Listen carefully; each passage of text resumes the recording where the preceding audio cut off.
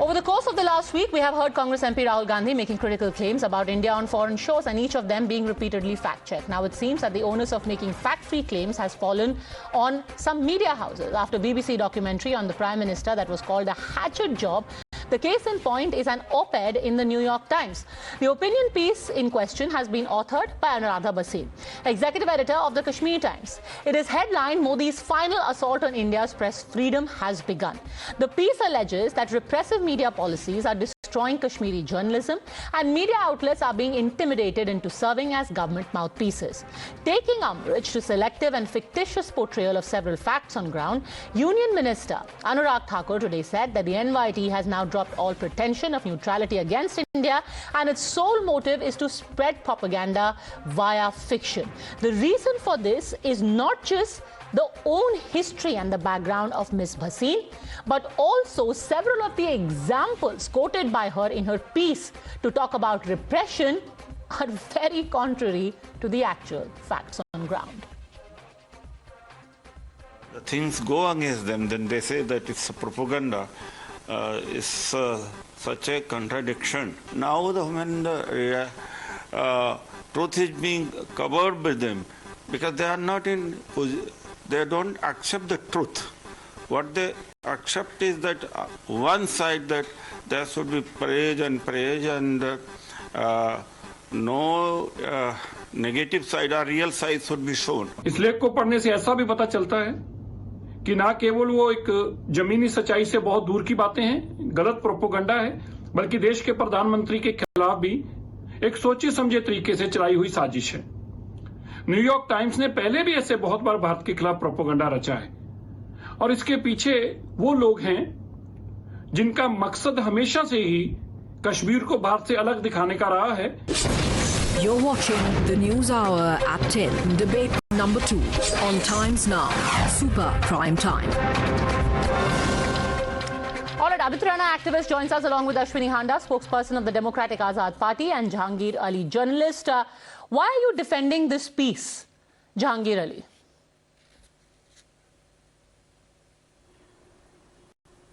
Well, I have not joined the program to defend, nor do I hold anyone's brief to speak on this issue. The problem here is at multiple levels, and I hope you'll give me the time to make my point. Last year the Reporters Without Borders came out with a study about the state of journalism in India, and according to which India has continuously slid down from number 80 position in 2001 to 130, which means India is in the company of pariah states like North Korea, like Afghanistan, and like China. That is one. Number two is the issues of the crackdown that media has been subjected to intensely over the past. Can you give specific examples, sir? Because as far as Anuradha Bhasin is concerned, hold on a second, sir. Just confined to. Let's talk specifics. Because when we talk about generalities like crackdown on media, give me one. This crackdown is not limited only to Kashmir. It is also happening across India. No, sir, we cannot engage in generalities because then we'll only be dealing with rhetoric. Adityanath jailing I am sorry, but we will deal in because facts. He doesn't like their presence at a particular spot. Sir, let's talk about... In West Bengal, you will see Mamata Banerjee taking the heat out on the journalists. Mr. Ali, so let's talk about specifics. This is something that is not confined to only Jammu and Kashmir, but it has been happening across India. Okay. So again, you are talking about generalities. Let me quote to you specifically from the piece what it claims and what the facts are. It says, on the evening of October 19, 2020, as reporters and photographers of Kashmir Times rushed to meet deadlines, government officials and police swept into the newspaper's office in the city of Srinagar, chased out staff and put a lock on the door that remains to this day. Isn't a fact, though, that actually this particular property was assigned to Ms. Anuradha Bhasin's father, and as per the rules, after his passing away, the government is well within its rights to take back the property? Why is this being painted as some kind of crackdown on the organization that she runs? What was the government supposed to do? Let people just stay on government property? Mr. Jahangir Ali. Like I said, I do not hold any brief on Anuradha. I think she has made her point really, very elaborately in her piece. But the concern of freedom, the crackdown on media is something that has not only been voiced by the New York Times, it has been voiced at multiple global forums also. And if you remember, India is a signatory to the 2030 sustainable UN Sustainable Agenda. Amit Rana has a question for you. Amit Rana has a question for you. India Mr. is a signatory to that. So no, under that, I'm asking Mr. Jahangir Ali, you have quoted New York Times. You have quoted New York Times where Anuradha has written an article, op-ed. Then you said others have also quoted it. Please quote others. You are speaking on Times right now. Has your voice been curtailed right now? I want to understand that. Of a democratic India. Now let's discuss the Bhasin family. That is very important and critical to understand. The Bhasin family are the supporters of Jammu and Kashmir Liberation Front, an organization banned under terrorist participant that it would be wrong to discuss. No, it is wrong. Her father and she. The issue is about the erosion no, why is it wrong? Freedom of press in India. A terrorist has a voice. A terrorist sympathizer has the right to speak. That is not the issue. I am telling you. Okay. Just a second. It is important, sir, because what you write also has a context. And just by the way, hold on a second, Mr. Jahangir Ali, hold on a second. Let's not talk over each other. Before I bring in Amit Rana, I want to just remind you, you are rightly very concerned about the death of democracy and freedom of speech under the Modi government. Let me remind you that the same lady, Anuradha Bhasin, also spoke about how in 2009, the Omar Abdullah government tried to demolish her offices. And at that time, she said it's because we were writing very strongly against the Shopian rape and murder. So in 2009 also perhaps democracy was dying and freedom of speech was at an all-time low because the Omar Abdullah government, according to the same lady, was taking action against her. But why are you going after a family and the opinion writer? Amit Rana. See, I trust me, in this panel, probably I'm the only person who believes in absolute freedom of speech. And when I mean absolute, I mean the French way. So I have full, I believe that Anuradha has all the right to speak what she wants to speak.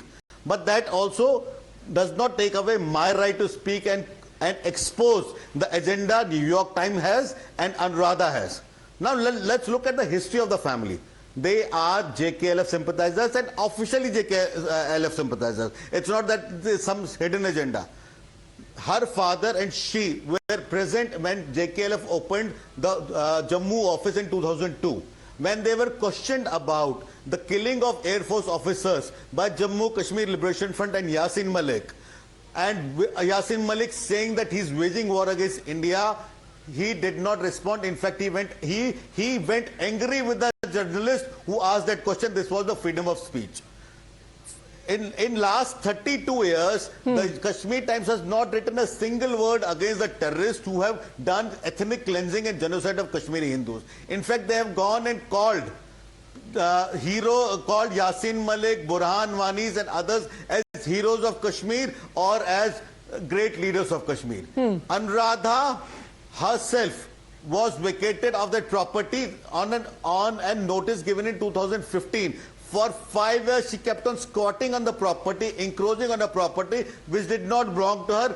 She was asked to vacate the property after her father died, but she did not die. But the moment the government took an action, she went and played a victim card. Now, if we go to the article which she has published, she says the Gilani's news was blacklisted and it was not allowed to be published. I myself remember doing 25 debates of the same on national channel on Gilani's death. And there was no way any government could have suppressed the death of Sayyid Ali Shah Gilani, whatever his credentials may be. So how does action on squatters become about freedom of speech, Ashwini Handa?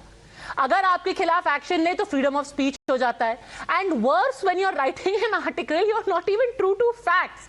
Let me quote to you example number 3 from this article. Already Amit Rana has spoken of Mr. Gilani. We have spoken of being evicted from her property. Now let's quote to you the third example. She says, in 2019, Mr. Modi's government abruptly revoked Kashmir's autonomous status without public input from territory's people. Then, of course, internet was shut down, etc. Internet speeds have been excruciating slow since. What she does not say that in February 2021, the government issued an order allowing the restoration of high-speed mobile internet services. Not just that, in January 2023, there was a rollout of 5G services. At least be true to facts when you are saying that India is in the dumps.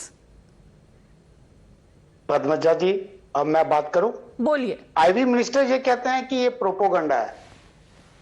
जो भारत को suit करता है, भारत की सरकार को suit करता है, वो सही है. और अगर भारत सरकार के खिलाफ कोई बोलता है तो वो प्रोपोगंडा है. आप क्या पाकिस्तानी हैं? आप पाकिस्तानी हैं?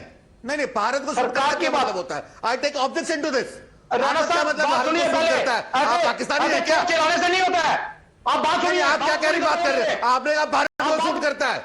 आपने कहा भारत को सूट करता है. आप अपने वर्ड्स वापस लीजिए. आप माफी मांगिए, उसके बाद आगे बात करिए. के लिए नहीं बोला है.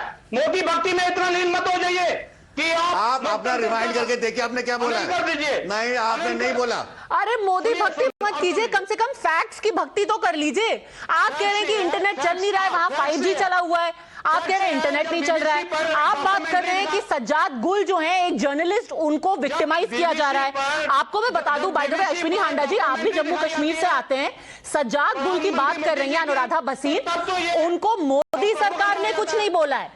उनके बारे में जम्मू कश्मीर पुलिस ने डॉजियर बनाया है, जहां पर कश्मीर के पुलिस वाले काम करते हैं. जम्मू कश्मीर पुलिस ने सज्जाद गुल के बारे में बोला, and I quote, Sajjad Gul uses social media as a tool to provoke people.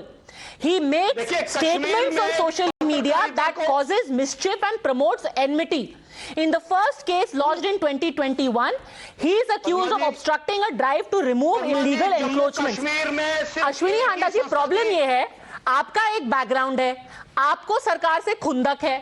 आप जो है थोड़ा सा इधर, थोड़ा सा उधर, थोड़ा सा फिक्शन ऊपर से छिड़क करके कुछ भी लिख दीजिए. सुनिए, मैं पत्रकारिता का आनंद कैसे हो रहा है मैं ये बता रहा हूं आपको कि आप बताइए, जब कोविड था तो कश्मीर के अंदर पत्रकारों की आवाज की सुनने के लिए एक ही संस्था थी, वो थी कश्मीर प्रेस क्लब. किस तरह से जबरन सरकार ने उसको खाली कराया गया और आज वहां पे पुलिस पोस्ट है.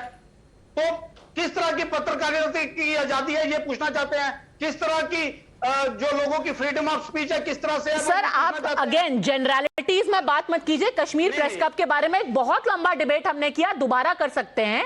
आई एम आस्किंग यू सिंपली कि अगर कोई एक्शन लिया जा रहा है against people who are creating mischief in the valley, आप उसे कहिए क्रैकडाउन है. आपसे घर वापस लिया जाता है, आप कह रहे हैं क्रैकडाउन है. आप ऐसे फैक्ट्स देते हैं which do not exist on the ground.